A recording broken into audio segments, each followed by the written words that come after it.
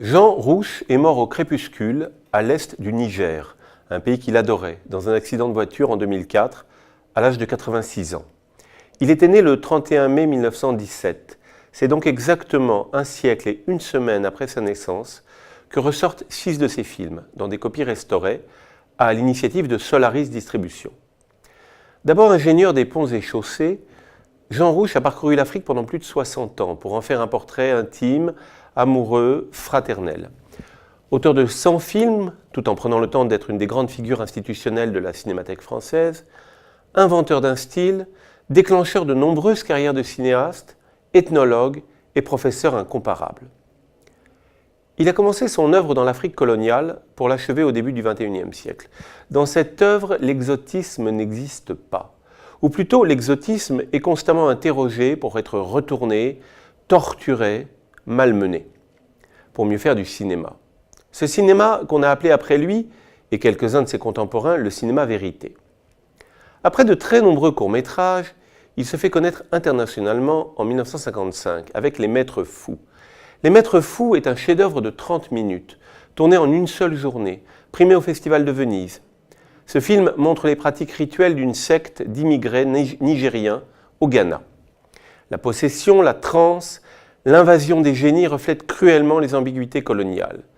Très violent, cruel, drôle, lucide, ce film est un coup de maître, le début d'une longue carrière.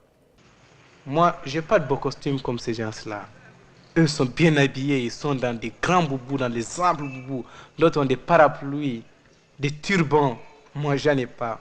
Si je savais que c'était ainsi à Abidjan, eh bien, je ne viens pas à Abidjan, moi.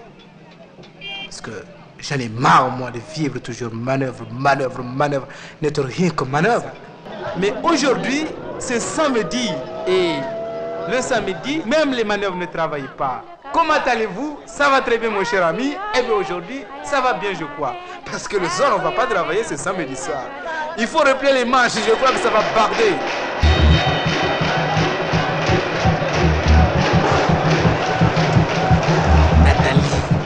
Nathalie, une jeune fille d'Adjami. Cette fille, je l'aime.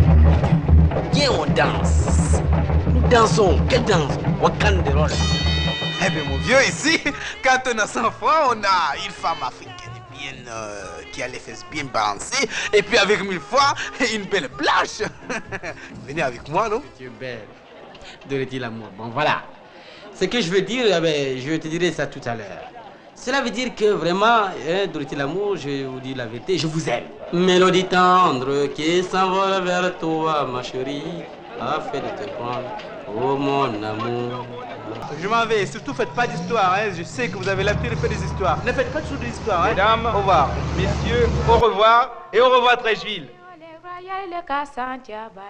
Ensuite, il y eut le long-métrage « Moi, un noir », qui a reçu le prix Louis Deluc en 1958. Encore des immigrés nigériens, mais cette fois en Côte d'Ivoire, à Abidjan. Les héros du film ont des noms de stars de cinéma. Edward G. Robinson, Eddie Constantine, Dorothy Lamour.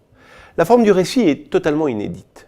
Écrit par ces comédiens, le texte est dit en voix off, sur les images, sans prétendre même à un doublage précis. Les dialogues sont très puissants, humoristiques, douloureux, comme dans toute l'œuvre du cinéaste. Caméra à l'épaule, fiction dans le reportage, documentaire au cœur d'un jeu théâtral et cinématographique à la fois, tout est décalé et tout est émouvant. D'une scène de boxe à un moment d'ivresse, d'une crise de désespoir à des moments d'espérance folle. 3 ans avant les débuts au cinéma de Pier Paolo Pasolini, c'est en fait à Katone, à Abidjan, que tourne Rouch, dans une prescience géniale de la modernité cinématographique. Dépenaillés, hâbleurs, fragiles, malheureux et drôles, ces héros sont les cousins de ceux du cinéaste romain. Apparaissent dans ce film des compagnons de travail de Rouch, auxquels il sera fidèle toute sa vie, notamment Oumarou Ganda, docker à Abidjan, avant d'être l'un des pionniers du cinéma africain. Ensuite, il y a La chasse au lion à l'arc, le lion d'or du documentaire à Venise en 1965. Merveille d'admiration pour des hommes bâtissant un rituel minutieux pour affronter un animal, le lion, qu'ils respectent profondément. Image des rapports intimes des hommes et de la brousse, mais aussi hymne au travail, à la précision artistique de tous les gestes d'une grande civilisation. À elle seule, Une courte scène de fabrication d'une pointe de flèche empoisonnée dans la forge d'un village de la frontière du Mali et du Niger est un moment de cinéma exceptionnel. Ensuite, en 1971, Rouch expédie ses chers amis nigériens, notamment Damouré Zika, au bord de la Seine. Ce nouveau film, Petit à petit, dont le premier plan est tourné comme dans un western de John Ford, est le plus drôle d'une œuvre riche en grands moments d'humour. Les Nigériens à Paris deviennent ethnologues. Ils mesurent le crâne des passants devant le palais de Chaillot, qui ne sont presque pas surpris. Ils s'affligent de voir un fleuve enfermé. Ils rencontrent une Sénégalaise délurée, interprétée par Safi Faye, elle aussi bientôt réalisatrice importante du cinéma africain. Sur une musique ironique et joyeuse, les héros de Rouch écrivent les lettres persanes du XXe siècle. Deux autres films sont aussi présents dans cette rétrospective, La pyramide humaine, tournée en 1961, où Blanc et Noir partagent leur expérience dans le cadre du lycée d'Abidjan, et Jaguar en 1968, où à nouveau de jeunes immigrés nigériens partent conquérir le Ghana. Il est impossible de résumer l'œuvre de Jean Rouch. Des chefs-d'œuvre comme Chronique d'un été qu'il réalisa à Paris avec Edgar Morin en 1960 ou La folie ordinaire d'une fille de Cham en 1988 avec Génie Alpha mériteraient aussi d'être réédités sans cesse. Son influence considérable va bien plus loin que le documentaire ou l'ethnologie.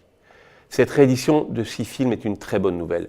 Jean Rouch anticipe la nouvelle vague. D'ailleurs, les 6 films que nous voyons sont produits par Pierre Braunberger, qui produisit aussi Godard et François Truffaut. Ces films renversent les frontières humaines et artistiques. Ils ne cessent d'inventer des formes nouvelles.